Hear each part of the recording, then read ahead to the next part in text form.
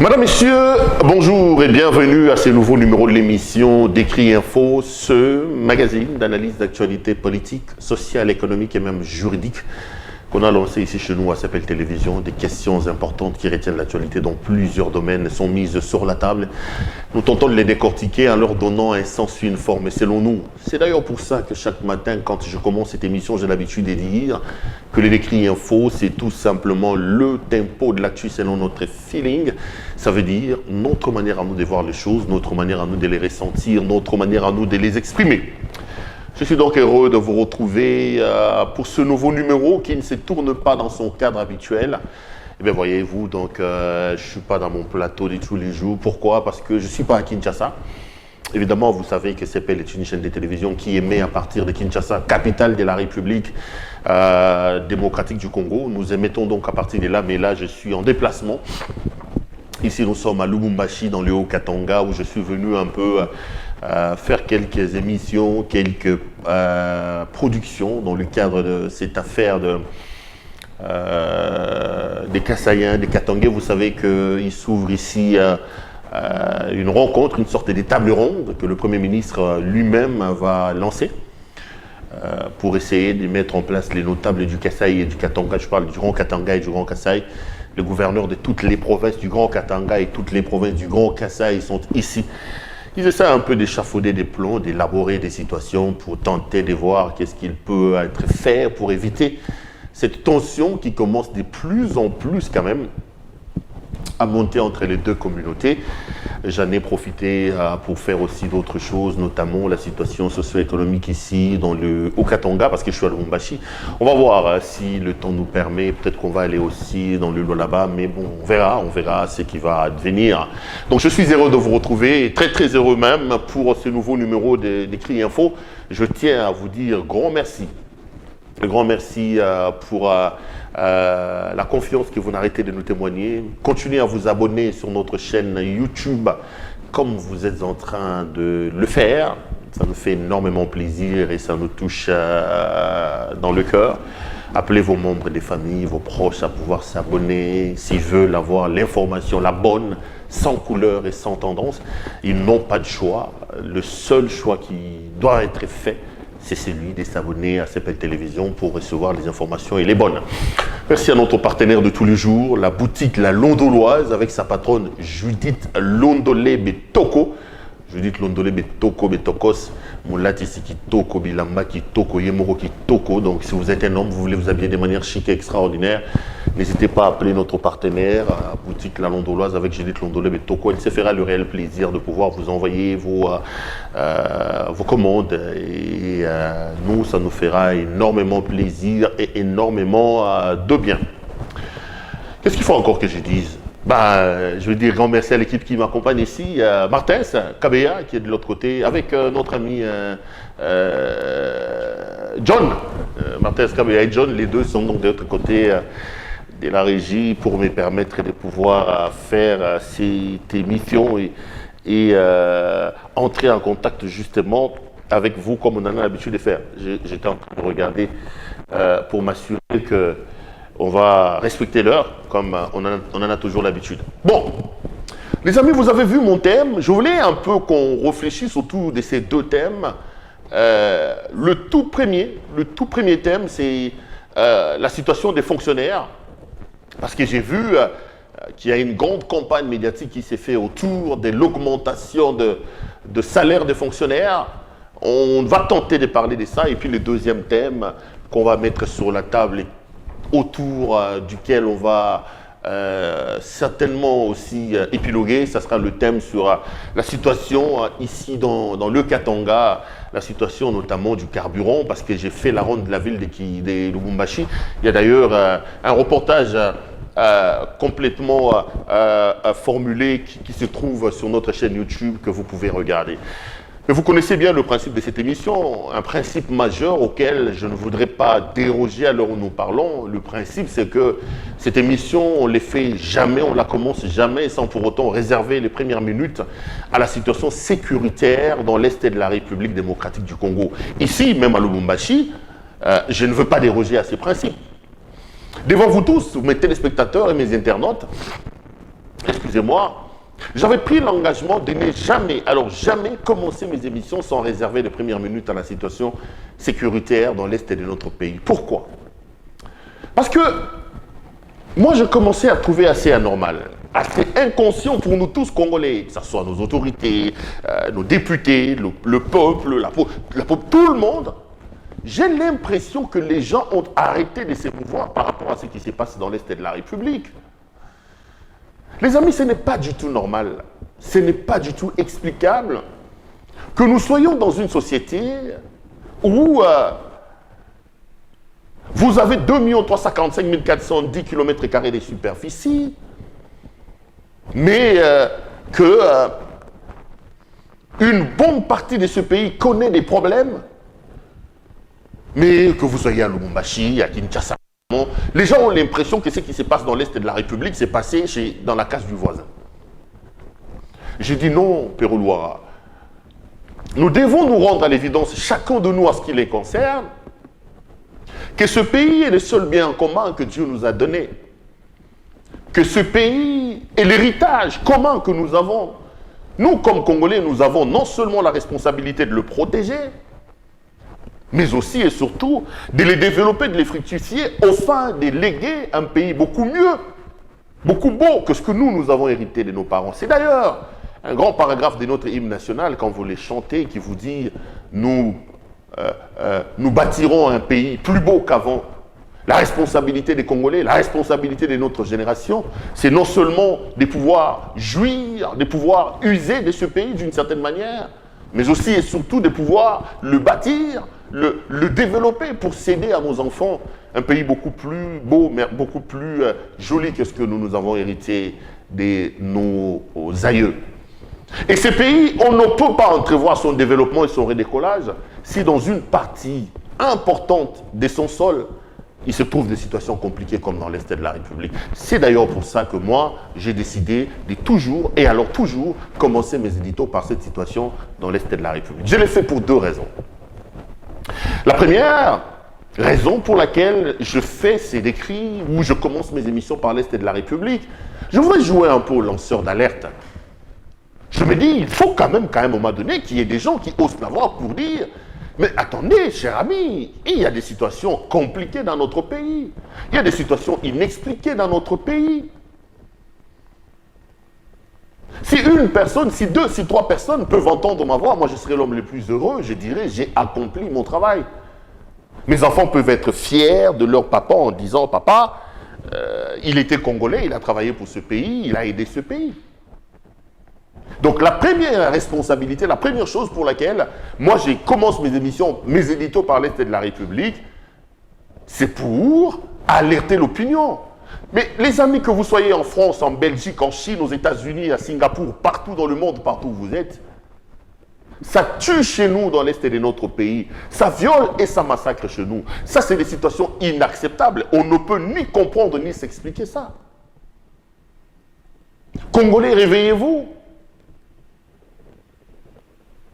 Il faut que les esprits éclairés se lèvent pour dire ça, c'est pas normal. À l'heure où nous parlons, nous connaissons encore une autre situation de guerre dans l'Est de la République avec le M23. Comment on peut expliquer ça? Moi, ce qui m'énerve encore davantage dans ce qui se passe, c'est la politique, la diplomatie bilatérale que le Congo entretient aujourd'hui avec le Rwanda. Quand il a été ici, on disait de lui qu'il était rwandais. On a dit que son papa n'était pas son papa. On a dit qu'il s'appellerait Hippolyte Kanambe. Les largesses qu'ont les Rwandais aujourd'hui, même à l'époque des Kabila qu'on accusait d'être Rwandais, on ne l'avait pas vu. Aujourd'hui, Paul Kagame, l'ennemi public numéro 1 pratiquement de Congolais, n'ayons pas foi au dos pour les dire. Dans ce qui arrive dans notre pays, si on doit tirer les responsabilités, Kagame portera une bonne responsabilité par rapport à l'insécurité dans l'Est de la République. Aujourd'hui, Paul Kagame est présenté par notre président de la République comme un ami et un frère. Mais comment un ami et un frère peut-il tirer les ficelles pour insécuriser la maison de son frère? Donc il n'est pas honnête, cet ami et frère. Il n'est pas honnête dans ce qu'il fait. Donc les amis, retenez que votre pays a des problèmes. Qu'à l'heure où nous parlons, il y a peut-être des familles qui sont en train de fuir en brousse. Il y a peut-être une jeune fille qui est en train d'être violée, une mère qui est en train d'être massacrée. Et ça fait 2 décennies que ça dure. On parle de plus de 10 millions de morts. Il est en même temps qu'à un moment donné, les bons esprits, que les gens s'arrêtent pour dire ce qui se passe, c'est totalement anormal, que nous prenions nos responsabilités entre les mains pour essayer de ravauder ce qui peut l'être et d'arranger la situation si c'est possible de le faire. Et de nous embrouiller, de nous rentrer dedans pour des petites choses, concentrons-nous sur l'essentiel. Deuxième chose pour laquelle je commence toujours mes décrits par cette situation, c'est pour dire à nos compatriotes de l'Est et de la République que vous n'êtes pas seuls. Dans une langue de chemin, on dit Baye bakamoninga malamunatango apasi. On reconnaît un vrai ami pendant les moments de douleur, les moments de difficultés. Nous voulons ici montrer à nos compatriotes de l'Est et de la République que nous sommes avec eux. Nous voulons ici témoigner de notre amour et de notre compassion à nos compatriotes de l'Est et de la République. Leur dire qu'on vous massacre, vous n'êtes pas seuls. Restez debout. Restez debout. Le salut pour ce pays viendra. J'ai toujours dit à tout le monde que ce pays connaît certes des problèmes. Ça, c'est évident. Ça, je ne les nie pas. Mais le pays, contrairement à ce que certains disent, le pays a certes des problèmes, mais le vrai problème de ce pays, c'est un problème des visions, c'est un problème de leadership. Quand nous aurons des leaders capables de mettre en avant-plan l'intérêt supérieur de nous tous, l'intérêt collectif, au détriment de leurs propres intérêts, le Congo sortira des lornières, le Congo verra le bout du tunnel, ça c'est évident. Alors pour nos compatriotes de l'Est, restez debout et croyez en l'avenir de ce pays. Le Congo a un avenir radieux et les choses iront pour le mieux. Ça, c'est une évidence. Voilà donc les 2-3 petites choses que j'allais dire par rapport à l'Est de la République. Demain, je reviendrai, je redirai la même chose parce que c'est un engagement solennel que je prie devant vous tous. Je n'arrêterai pas ça. Les amis, laissez-moi venir à mes 2 sujets que je vais très rapidement ramasser. Le premier, c'est cette question où je vois une sorte de campagne tapageuse, une sorte de campagne médiatique qui se met en branle sur la situation des fonctionnaires congolais. J'ai vu le ministre de Fonction publique monter au créneau, monter sous ses chevaux, claironner et dire à tous ceux qui veulent l'entendre que le gouvernement respecte les fonctionnaires, que le gouvernement ajoute l'argent sur le frais des fonctionnaires. Ils disent un certain nombre de choses. Et ils disent que sur le salaire des fonctionnaires, on va ajouter 30%. Dans un premier temps, il est allé même dire que nous arriverons jusqu'à un moment donné à avoir 45% de plus dans les salaires des fonctionnaires. J'ai toujours dit, certaines choses que nous les disons ici, nous ne les disons pas par haine. Parce qu'aujourd'hui, dans ce pays, soit quand vous critiquez le régime, on vous dit, que si vous n'êtes pas acheté, on va vous dire que vous êtes haineux. Les gens ont refusé de rencontrer les arguments par les arguments. Les gens ont oublié que la vie politique, le débat politique s'est fait sur base des griefs. Moi, je l'ai dit et je le répète en regardant la caméra, que la gouvernance de l'UDPS, depuis 3-4 ans qu'ils sont au pouvoir, ne me rassure pas. Que les espoirs que les Congolais ont placés sur l'UDPS, aujourd'hui, ces espoirs ont volé à l'éclat. Parce qu'on se rend compte depuis un temps que le régime de l'UDPS, sur lequel on plaçait notre espoir, se caractérise par un certain nombre d'antivaleurs, des choses décriées par le peuple, notamment la jouissance. Ceux qui sont au pouvoir aujourd'hui nous donnent l'impression qu'ils sont au pouvoir pour jouir. La jouissance, le détournement, les amis. Il ne se passe pas une semaine, un jour, sans qu'on vous parle des millions de dollars américains qui ont été détournés. Et les détournements ici se font toujours en termes de millions de dollars américains. Et troisièmement, c'est le scandale. Le régime a installé le scandale comme mode de gestion de la gouvernance. Okozonga scandale, okoleka scandale, balubaki, bakedaki, basalaki. Scandale sur scandale. scandale sur scandale. C'est qu'à mon point de vue, n'est pas du tout normal. Et quand on les dit, parfois on nous traite de tous les mots. Non, on les dit parce qu'on aime ce pays et on aime même ceux qui sont responsables de ces choses. Parce que quand on arrive à assumer de hautes fonctions, il faut aussi avoir l'oreille à écouter les avis des uns et des autres, à écouter ceux qui ont des points de vue divergents pour ainsi permettre de recadrer ce qui peut l'être, permettre ainsi de recentrer, de se reconcentrer sur ce qui peut l'être, au lieu de divaguer et d'ouvrir, voilà, c'est pas du tout normal, voilà. Je suis heureux que le gouvernement puisse faire des efforts pour augmenter les salaires des fonctionnaires. Je suis partisan d'un mieux-être, d'une distribution équitable de nos richesses. J'ai dit que le problème du Congo, ce n'est pas forcément des problèmes de richesse, c'est des problèmes de corruption, c'est des problèmes de vision, c'est des problèmes de leadership. Arriver dans une situation où on peut éventuellement tomber, où on peut assister à une augmentation sensible des revenus de nos compatriotes qui sont des fonctionnaires, c'est une très bonne chose. Très, très bonne chose. Je vais rejeter l'appel. C'est une très bonne chose. Mais là où ça me choque, là où ça me dérange un peu et ça me turlupine, parce que j'ai l'impression que nos amis de l'UDPS au pouvoir, n'ayant pas un bilan convaincant, ils grattent n'importe quoi, n'importe où pour mettre ça sur la place publique et parler du bilan. J'ai l'impression que cette campagne médiatique, ce que d'emblée paraît comme une volonté de pouvoir améliorer la situation des Congolais, était une intention politique, un discours qu'on est en train de ficeler en vue de pouvoir charmer et séduire les électeurs dans les jours qui arrivent. Ce qui n'est pas du tout normal.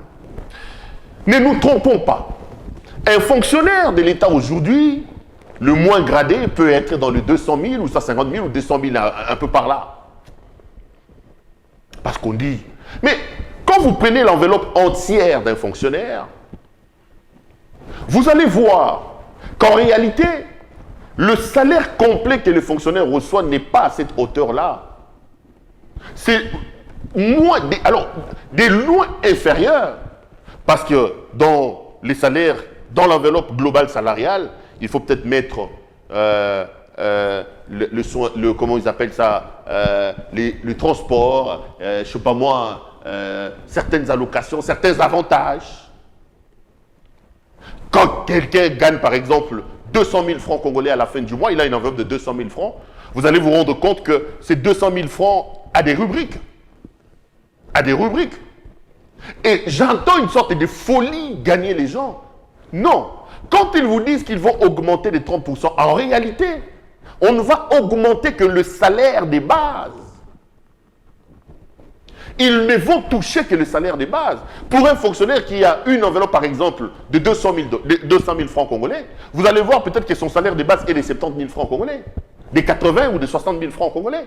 C'est ça le salaire des bases. Le reste, ce sont des avantages qui font qu'il ait l'impression que son enveloppe, il est quand même de 200 000 ou d'un peu plus. Mais quand le gouvernement vous dit qu'il va ajouter des 30% les salaires des fonctionnaires, en réalité, il ne touche que le salaire des bases. Donc, si vous gagnez 200 000 francs congolais et que votre salaire de base est de 60 000 francs congolais, 30% des 60 000 francs congolais, ça vous fait combien? À peu près 20 000 francs. Ça vous fait, je veux dire, 20 000 francs, 30% c'est quoi? C'est ça, oui, 20 000. Ça fait à peu près 20 000 francs. Si vous avez, comment ça s'appelle? Si vous avez un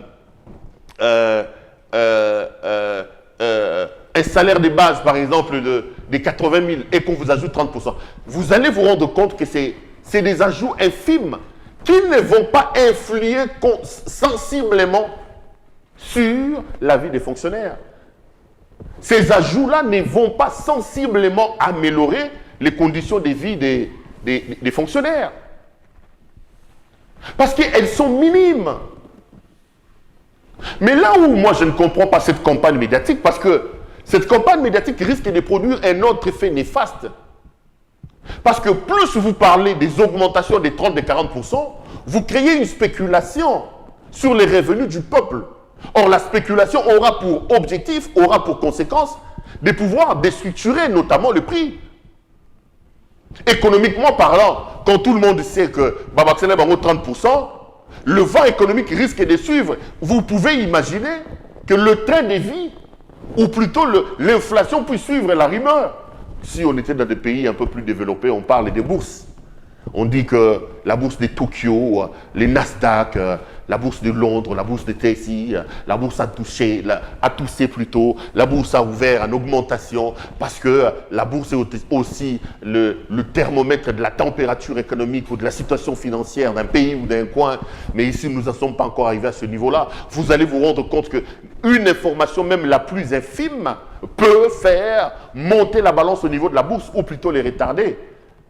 Donc le fait qu'on est en train de claironner ici, qu'on ait rajouté 30, 40%, c'est qui est en principe un discours politique, un discours des politiciens, un discours qu'on est en train de ficeler dans un objectif de campagne électorale, peut avoir un effet retour néfaste dans la vie des fonctionnaires.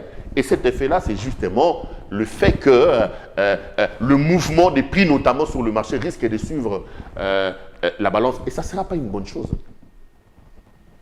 Ça ne sera pas une bonne chose. Moi, je refuse des mesures conjoncturelles qu'on est en train de prendre chaque jour qui passe ici. Des mesures cosmétiques. Bon, là, non, tu as mis 6 millions de sont piodi.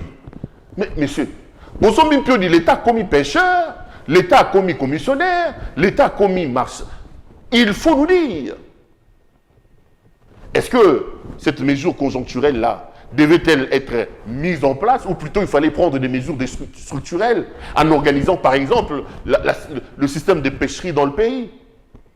Non pour des raisons de populisme, mais pour des raisons politiques. On va aller prendre l'argent, on va aller donner à la Namibie, soi-disant pour pêcher les piodis qu'on a appelés piodis béton. Malheureusement, comme c'était mal organisé, c'était mal ficelé, presque une année après, on n'a pas de piodis, il n'y a rien. Et vous allez vous rendre compte que quand vous prenez ceux qui paraissent être comme des projets qui en réalité ne le sont pas de ce gouvernement, c'est fait toujours de manière alambiquée et tout ce qu'ils touchent ne réussit pas. Que vous preniez les projets 100 jours, que vous preniez les projets de Chile Gelou, vous allez vous rendre compte qu'aucun des projets, entre guillemets, qu'ils ont véritablement lancés n'a produit les effets escomptés. Ça, c'est la vérité. Donc, j'en appelle à la responsabilité du gouvernement et à arrêter cette publicité cosmétique sur la situation des fonctionnaires. Nous voulons, nous tous, que nos fonctionnaires puissent connaître une amélioration. Mais cette amélioration doit être une amélioration sensible, réfléchie sur base des éléments mis sur table et sur base d'une politique réfléchie, capable d'avoir un impact positif sur la vie des fonctionnaires. Mais si on doit rester au niveau de la périphérie, au niveau cosmétique, où on prend les informations pour des raisons de campagne électorale, pour des raisons de la consommation médiatique et communicationnelle, le Congo n'a pas besoin de ça parce que le mal dans lequel le pays se trouve est tellement profond que le pays a besoin de politiques structurelles capables de l'amener à voir sa situation s'améliorer au lieu de nous amener dans des politiques alambiquées, touchant à gauche et à droite, ce qui n'est pas du tout normal.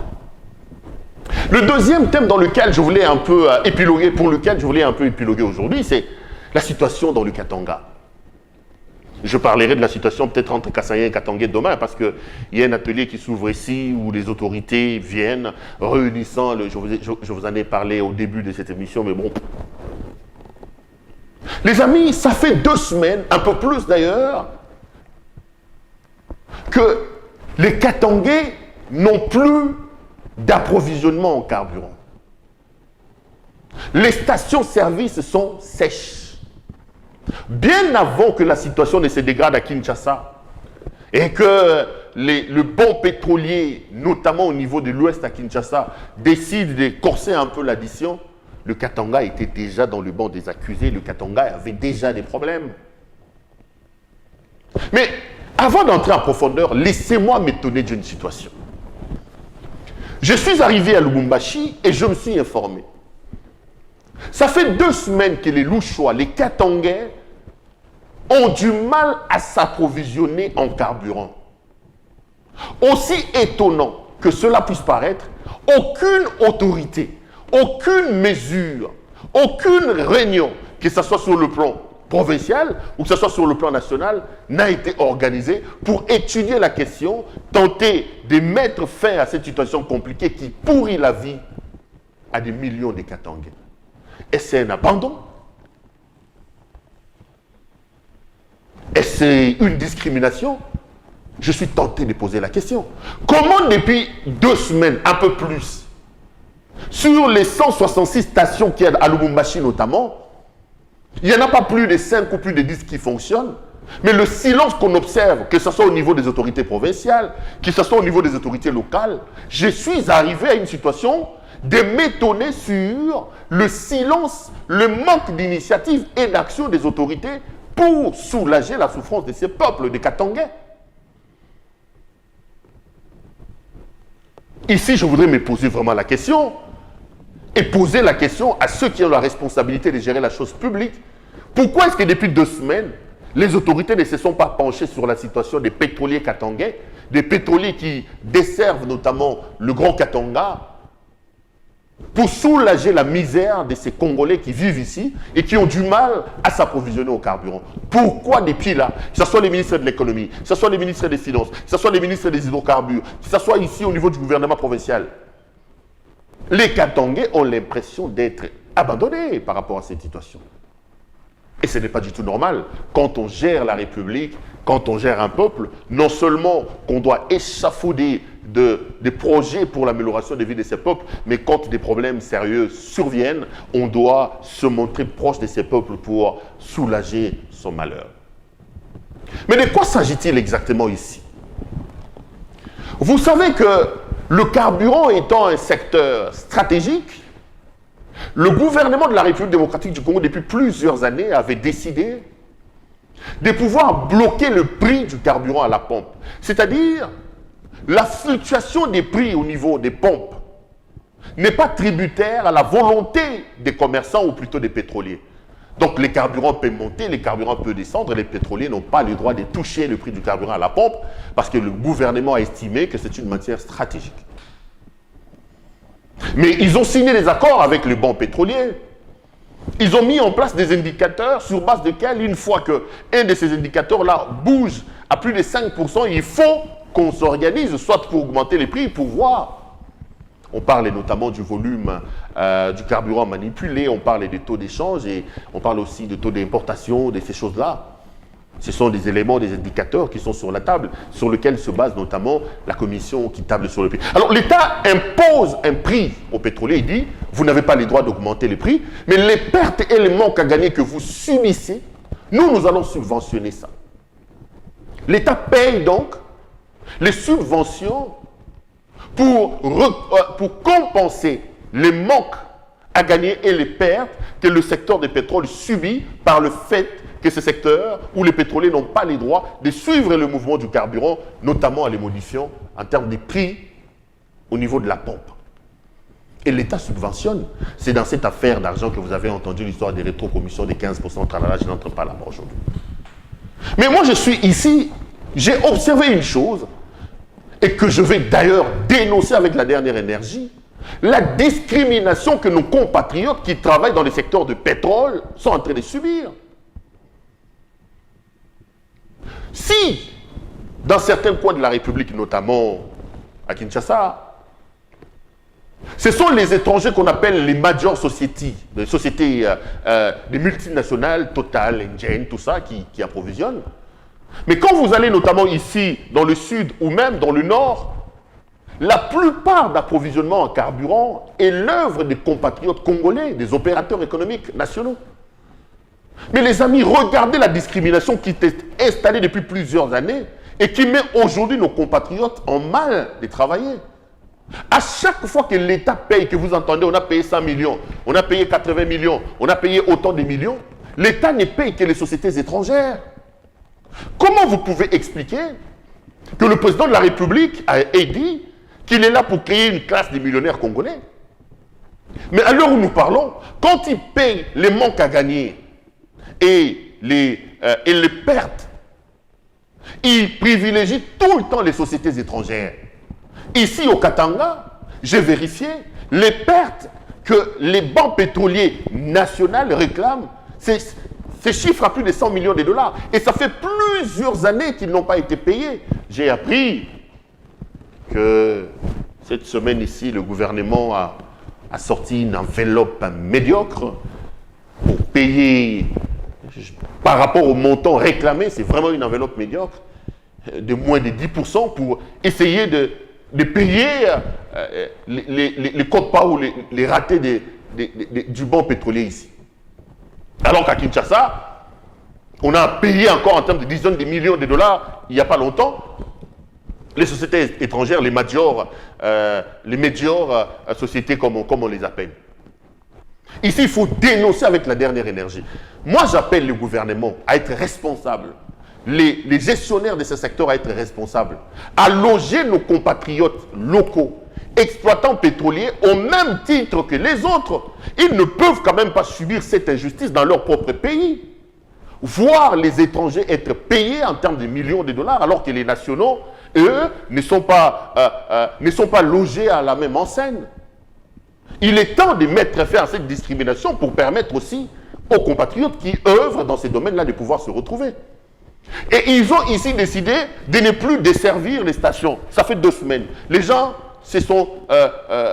ont décidé de ne pas faire attention à cela. Mais à l'heure où nous parlons, la situation s'écorce. C'est pourquoi? Parce que le secteur pétrolier a tout simplement décidé de bloquer maintenant l'approvisionnement des miniers. Et vous savez que notre économie, et notamment une économie extractive, c'est basée sur les ressources minières. Et dans les ressources minières, le Katanga, c'est les poumons de l'économie congolaise.